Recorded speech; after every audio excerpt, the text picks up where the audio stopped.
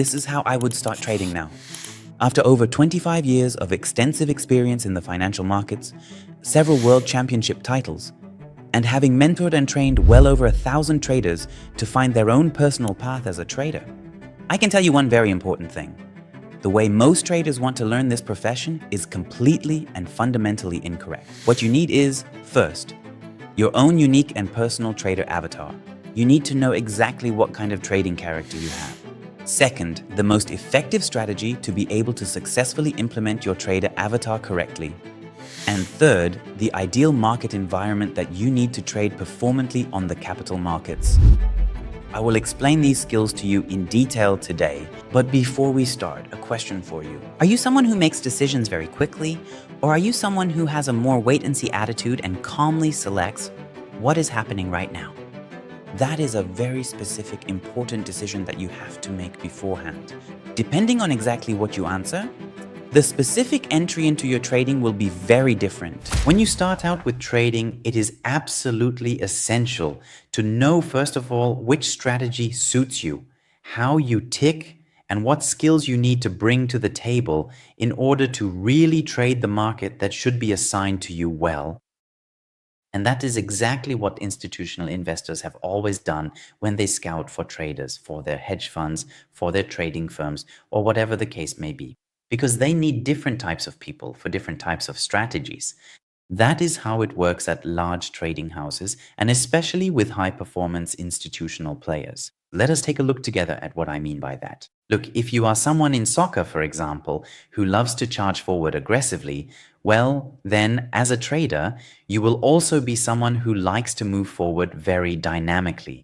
Strikers, for instance, have only one purpose: to score goals, to get in there quickly. But if you are someone who, for example, first ensures that there is an overview, that things are distributed, that things are planned chronologically, then you bring completely different skills to the table. Or if you are the kind of individual who tends to wait much longer in a defensive position to see what happens when a storm brews and everyone rushes toward them, then you possess a completely unique set of characteristics again. And last but not least, imagine you are the goalkeeper who makes sure that nothing is supposed to get into his net. He has completely different traits than a striker does. Many people are not even aware of that. And that is exactly what I really want to share with you as a trader. Because one thing is important. Before you start trading, you need a very clearly assigned role based on how you tick. And this assignment is done very easily through a corresponding potential analysis. And this potential analysis immediately shows you, A, exactly how you operate and think, what specific skills you possess as a certain archetype, and what your unique characteristics are. For example, here, very assertive, very profit-oriented, very innovative, very disciplined and structured, and also quite likes to hold on to old things. But what is this person not capable of? And that is the great art of gauging things correctly. Because everything here that is in the negative range in our potential analysis shows you what subconscious patterns do you have that are preventing you from being successful. And then you can clearly see, okay, he is very disciplined, but he also has a significant struggle when other people try to impose structures and order on him. Furthermore, he also has no real desire to work together with other people in harmony and unison. On top of that, he also has his own noticeable challenges when other things move toward him very quickly. These are the specific areas where you really have to carefully build a bridge. And only when you have really understood this bridge building once and for all and understand how you tick and what you actually have an aversion to, are we then in a position to immediately recognize what structure, what type of trader you actually are. And is there perhaps anything else we need to look at before you start trading? And for that, let's look at which strategies are actually effective for you. And before we get down to business, take a look at the following. Markets stay in so-called ranges or sideways phases over 70% of the time. And the market spends about 70% of its time in these sideways phases. Now you have to know, why is that? Quite simply, the big heavy money needs time to position itself in the markets. It's a very simple story. Imagine you're a large pension fund and you have to place your money on the market on the 1st, 2nd, or 3rd of the month. Well, you need relatively fair prices for that. And I can tell you, in these market phases, right here, you don't have fair prices. Instead, one side is always in excess. That means either a buyer or a seller, depending on the direction. And those are trend phases. And trend phases occur about 30% of the time. And now comes the most crucial part. Which models can I actually use in phase one for trading? And which models take place in phase two, meaning in trend phases? And that's something we absolutely must distinguish between, because I can promise you one thing. In phase one, the balance phases, you'll find distinctly different structures than in phase two. This means that different setups and different context planning are decisive there. And that's exactly why it is absolutely essential for you to understand how to determine a specific context and what to trade there. So start by carefully examining if we have a consolidation phase, a sideways phase, phase one, where the market tends to remain trapped 70% of the time. Or if we're currently in a strongly trending and accelerated phase, which is the specific phase where I can effectively trade breakouts.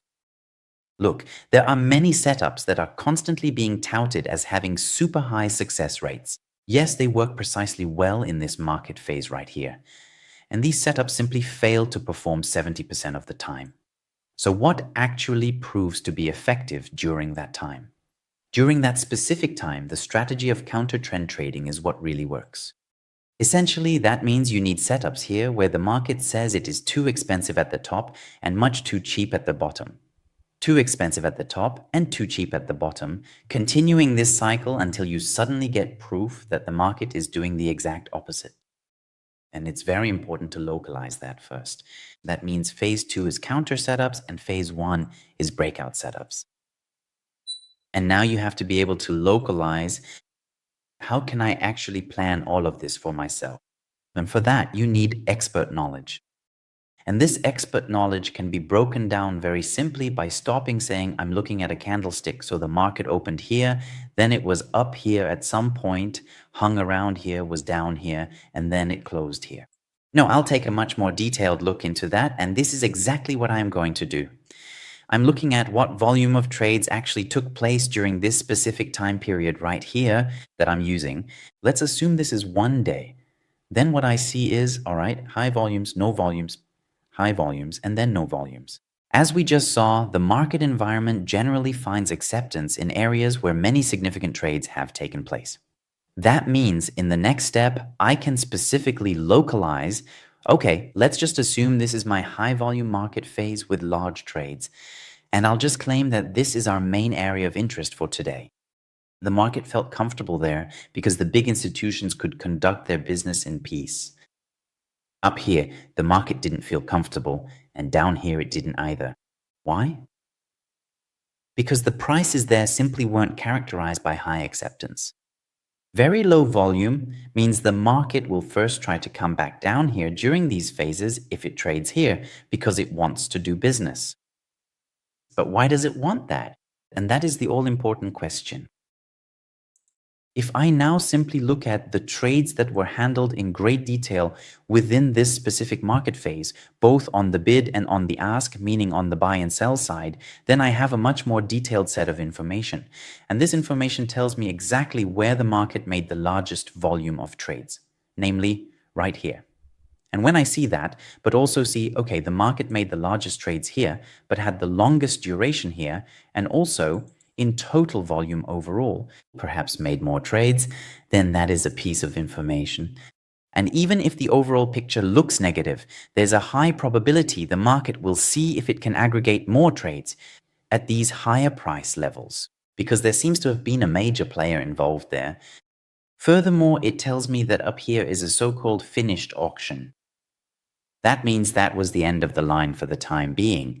Down here, the market gives me the information, unfinished auction, because there was information on both the bid and the ask. Essentially, this means the following for me. I have the valuable insight and can utilize it to clearly see where I am currently in terms of trade volume, in balance or not in balance, where the markets are unfair. Secondly, I know that roughly 70% of the time, the market will try to continue to aggregate and extend its duration within this balance phase so it can do its fair and efficient business here, because that's where supply and demand are in equilibrium. But if it suddenly breaks out of the range and accepts the markets above or below, then I know it's now moving into a phase of prices that are considered fundamentally unfair. And I have clear and undeniable evidence that it accepts them, simply because a significant market shift is actively taking place right now. And what does that mean for me? It's quite simple for me to pinpoint the location now. I have a solid idea of what's happening, but I still lack the proof needed. Of that idea, every idea is worthless. And that means for me, when I look at it on my trading desk, what does it all look like? For example, I'm using market profiling here now. And I see here is where the market is currently. And I know, all right, here the market is in balance. And above here it's in imbalance, and below here it's also in imbalance. My trade opening is right in the middle. And what do I do now? Now I'm gathering the necessary proof, whether it actually makes sense to do a counter trade here, if the market moves over there.